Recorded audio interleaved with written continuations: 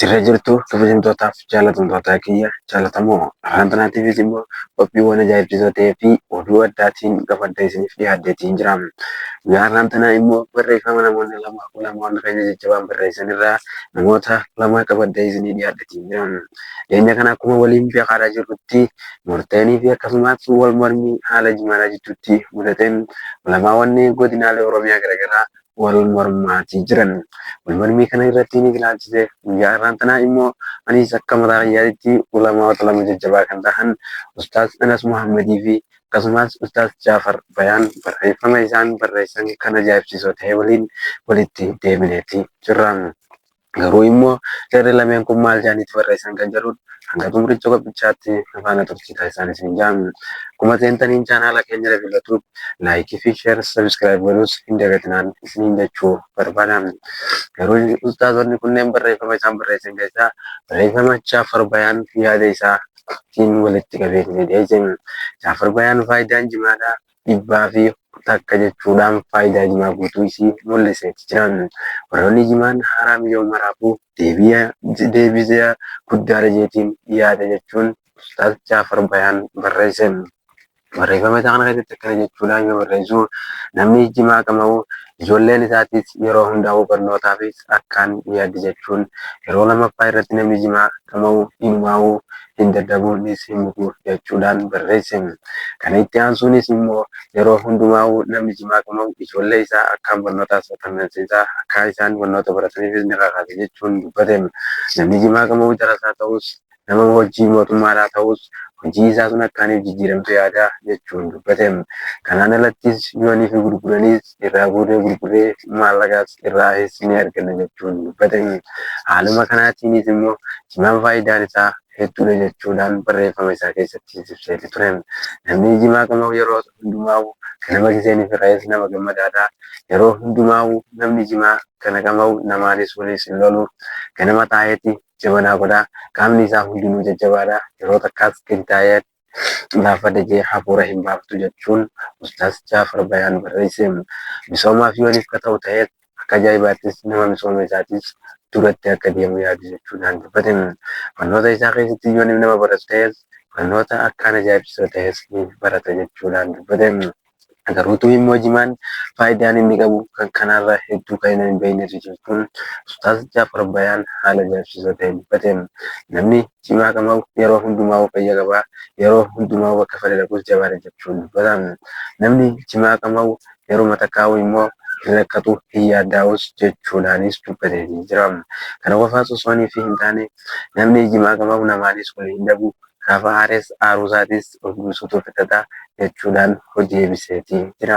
Namni jimaa qabamu jarjaree nama hin miidhu, jarjaree harkaanis nama hin ga'u jechuudhaan barreeffama isaa keessattis mul'ise.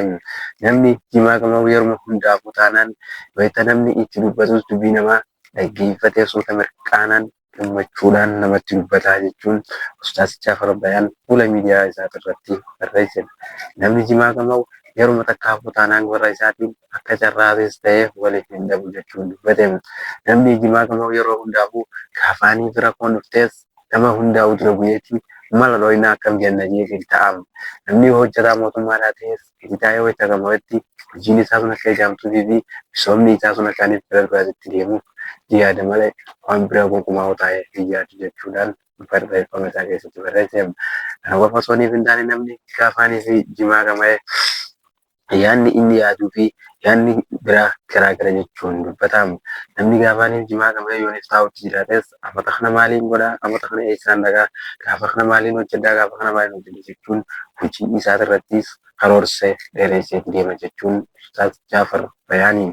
Garuutu yeroo inni yaada kanaatiinis qabaatus yommuu namni fi namni wal dhabdee kan qabaatu ta'es namni jimaa qabamu yeroo hundaafuu dhaabbadhaa nagayaan jechuudhaan gaafata jechuun dubbatan.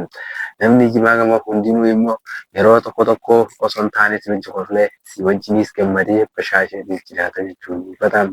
Wahumaa takka hin qabaannee qarshii takka hin qabaannee duwwaa ta'ellee wayin dhabees jee hin yaaddaa'u qarshiin dhabees jee hin rakkatu akkuma jirutti obsa isaatii waliin haala saniitiinis hangi qalbii isaatis taa'eetis kadhata jechuun Ustaaz Jaafar Bayaan fuula miidiyaa isaa irratti barreessee ture.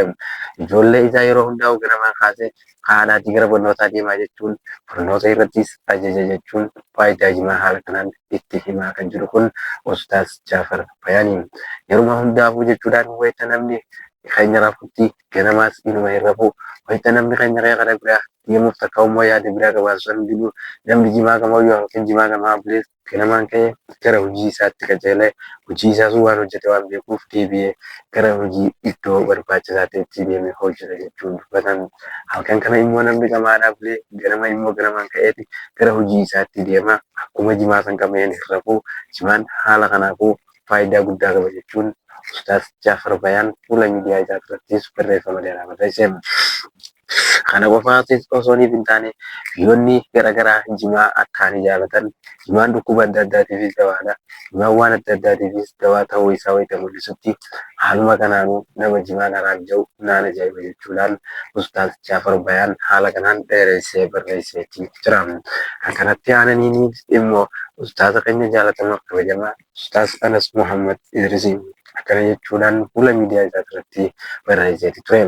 Ulamaayonni Harargee keessa jiraatan tokko immoo gaafa biyya irraa gara biyyaatti jijjiirratanii jireenya isaanii kan jimaadhaan jijjiirratan as deebi'anii immoo yeroo ammaa kana jimaa arrabsan nama hedduu takka waan nama gaddisiisu jechuun Ustaaz Anas Muhammad Idrisiin garuutu immoo jechuun Ustaaz Anas Muhammad namni gaafa biyya irraa biyya akka itti biyya isaa kan isaa biyyee fi akka inni ta'e beekusan maali jechuun dubbii isaa dubbatan. Jimaa jechuun jiidhaan isaatis haalaalee dhukkugaan isaa immoo haraam jechuun eessatti jira jechuun Ustaaz Anas Muhammad Idris fuula miidiyaa isaa gubbaatti barreesseetii jira.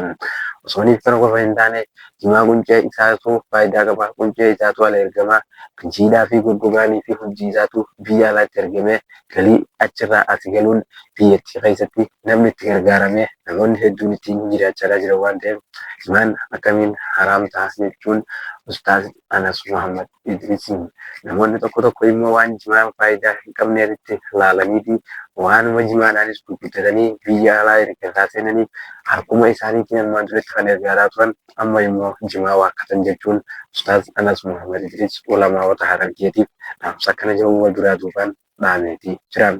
Garuu immoo kana qofa osoo hin taane namni jimaan haaraa miidhee waa'ee jimaadhaa irratti deemu san rakkina jimaan qabuus osoo hin beekne waa'ee jimaatis hin beekan jechuun Sheekh Muusaa Zuwaalaa akkuma dubbatee ture san ture.